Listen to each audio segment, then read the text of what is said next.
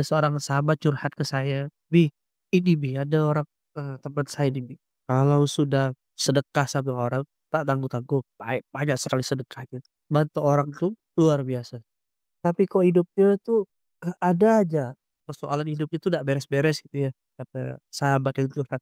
Dia tuh bahkan setiap orang apalagi kalau orang-orang kerja sama dia, oh itu kalau bisa dikuliti, dikuliti gitu ya. Udah ngomel, nggak karu-karuan. Maka berangkat dari situ nonton, kalau udah ngomel nggak karu-karuan. Pokoknya depan umum ya gitu. Bahkan ya istrinya sendiri kalau depan umum salah, depan umum disikat gitu, Bi. Nah, dia sebilang, maka puncak dari sebuah perbuatan adalah kemurnian hati. Mau dia ibadah fisiknya beres, ibadah fisiknya mantap, tapi kalau lisan yang keluar dari mulutnya masih tanda kutip menyakitkan hati, berarti masih ada yang salah di hati orang tersebut. Oke, nah kawan-kawan lihat di surah Al-Baqarah ayat 262. Kata Allah, orang yang menginfakkan hartanya di jalan Allah, alladzina yunfikuna amwalahum fi sabilillah, summa kemudian la yutbi'una ma anfaku, tidak mengiringi apa yang dia infakkan itu manna wala azal, ya kan? Dengan menyebut-nyebut atau menyakiti penerimanya. Oke?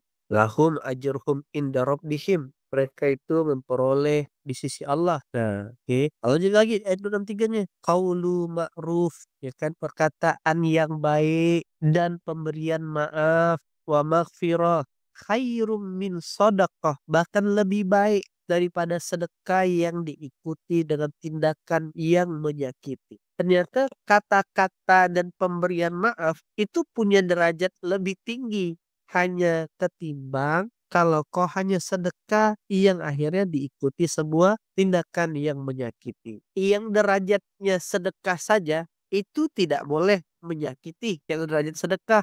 Apalagi ikatannya muamalah. Orang itu bukan kita sedekahi, tetapi dia membatalkan tenaga dan waktunya. Nah, jadi balik lagi, udah sedekah pun bahkan kok hidupnya tidak menemukan kata-kata bahagia, padahal Allah sebutkan di ayat yang lain sedekah itu menghadirkan kebahagiaan dan ketakutan karena ada sesuatu yang terlupakan tadi. Puncak daripada ibadah adalah terjadinya kemurnian hati dan representatif dari kemurnian hati, hati yang bersih, ya kan, tercermin dengan kata-kata yang indah.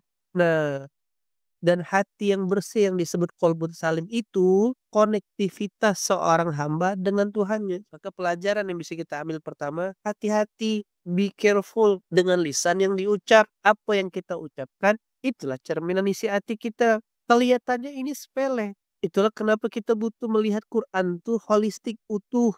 Sehingga kita tidak terjebak dengan jebakan iblis, ya kan? Iblis sudah kalah dengan ibadah fisik kita. Dia sudah tak bisa goda, kita sudah jadi ahlul sholat. Kita sudah jadi ahlul Quran, ngaji. Bahkan beramal soleh. Tapi apa yang iblis bisa masukkan? Oke, aku mau rosak hati. Aku membuat dia merasa dia yang paling sudah berbuat. Aku mau buat dia merasa idenya betul. Memang benar, itulah kenapa ayat tawasau bil haq dikunci dengan tawasau bis sabar. Oke, maka kata-kata itu adalah doa. Itu bukan sebuah bantahan lagi, tapi sebuah hipotesa, sebuah kenyataan. Kata-kata adalah doa. Maka berkatalah yang baik-baik, berfikirlah yang baik-baik, berdoa yang baik-baik. Nanti Allah yang maha baik menakdirkan yang terbaik. Maka kayak kemarin ya saya cerita tentang sedekah jariah. Saya bilang kan saya tidak minta uang ayah bunda atau bapak ibu sekalian. Tapi coba siapa yang punya keyakinan dalam hati badannya dipakai sama Allah untuk menyelesaikan sesuatu. Jadi berkata yang baik-baik, berdoa yang baik-baik. Itu jadi bahan latihan untuk kita punya takdir hidup yang baik. Inilah jawaban terbesar kenapa ada orang yang sudah ngaji, sudah bangun malam, sudah puasa, tapi kok hidupnya belum berubah baik. Kenapa? Karena dia udah sholat, dia udah ngaji, dia udah dapat tuh CCTV dan perhatian Allah. Tapi, ya kan, tanpa dia sadar, dia sedang menarik energi-energi negatif yang itu menjadi doanya dia gitu loh. Nah, maka hati-hati dengan kata-kata. hati-hati dengan lisan, ngomong yang baik-baik. Nah, terus gimana supaya kita tuh bisa ngobrol yang baik-baik? Nah, hati itu adalah sifatnya tadinya netral, supaya dia bisa berucap, berdoa, berkata, berpikir yang baik-baik, maka tonton dan dengarkanlah yang baik-baik. Nah, sehingga dia mengkonsumsi hal yang positif. Itu cara berpikirnya.